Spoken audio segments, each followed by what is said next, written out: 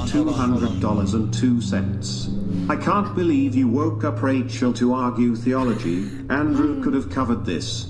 What we really need from you is to tell these 304s what submission is. Let's talk because about, they think it's egalitarianism. Let's hear it. Let's hear it, Rachel. Sure. Submission. Sure. I want to understand how you guys think that the word submission means.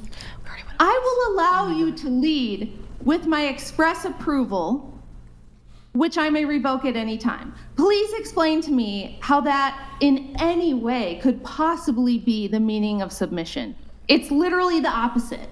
Yeah.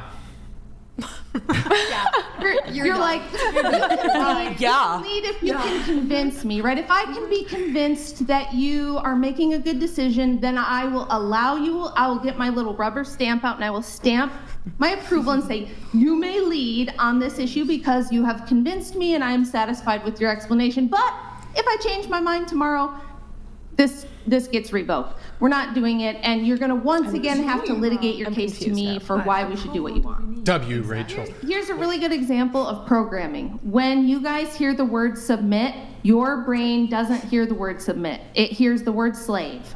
And I totally get that. I'm a woman too, and that's what I used to associate it with when I was younger as well. But if you actually stop to think about it. So do you guys think, because this is why everybody always wants to drag me down here, right? They're like, I can't believe that his wife would go along with him saying this awful stuff.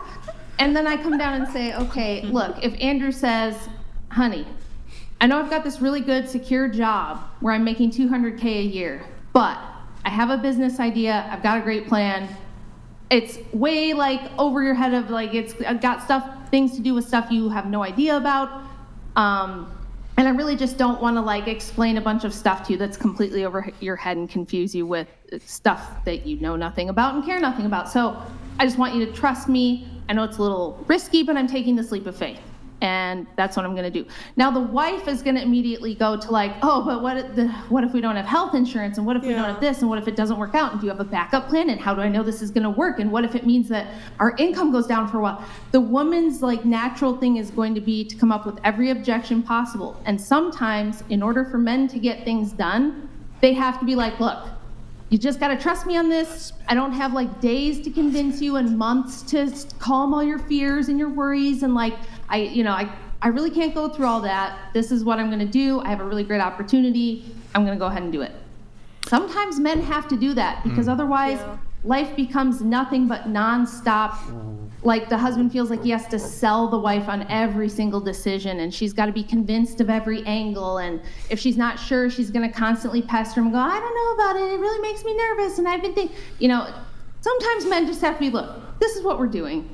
Just trust me. I'll handle it. And if you really are worried that you married a guy who you can't trust, at least to that degree, you shouldn't marry him. But what you'll find if you've been married a long time like I have is the trust grows. So in the beginning, it'll be small things. And then your husbands make mistakes and they have to grow as people too. They don't get everything right in the beginning. They have to figure out through making mistakes what works and what doesn't too. So you have to have a lot of grace in the beginning, first 5-10 years of your marriage. If your husband makes decisions, he has a great plan and it doesn't work out, you can't forever hold that over his head and be like, remember the last time that you told me and it didn't work out? Blah, blah, blah, blah. The voice is the same. Voice is not the same. No, when he does that mocking voice, you guys do the same mocking voice. Yes. I think he learned it from There's me. some similarities. There are some creepy similarities. But I'm just saying, like, this is why I was just trying to briefly kind of explain from the man's perspective why they don't want to endlessly litigate every decision. They can't get shit done. And they need to be efficient and on top of things, and they have to get good at making decisions and not second guessing themselves. And so you have to back them up on that shit. Oh, Rachel, your audio cut out there. Audio cut out. Rachel, I have one question for you before. I don't know if... Oh, can't hear you. What happened?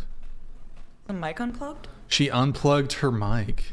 She was too based for the microphone. The microphone was just like, oh man, we can't handle any more of these based... We could read her lips. She's laughing. She's laughing. Based patriarchy. Ortho takes anymore. Oh no, Andrew, tech support. I think we need some Calling like, Mr. English dub or something like that. Yes. Calling Mr. Wait, can they hear you on her stream? On like, yo, Crucible chat. Hold on, let me pull it up. Can you guys hear her, or is it just on our end? Let me see.